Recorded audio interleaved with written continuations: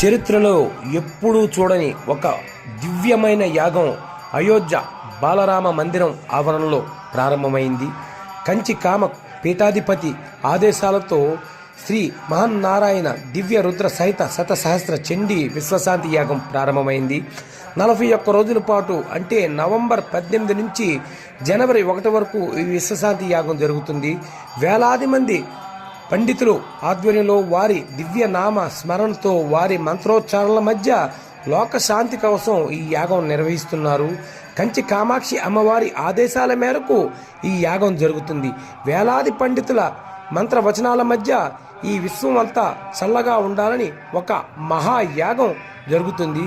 ప్రస్తుతం అక్కడ యాగంతో ఈ ప్రాంతమంతా భక్తి వాతావరణం నెలకొంది. మీ పిఎస్కే ఛానల్ ఈ యాగంకు సంబంధించి ఎప్పటికప్పుడు వాళ్ళు అప్డేట్స్ ఇస్తుంది, చూస్తూనే ఉండండి.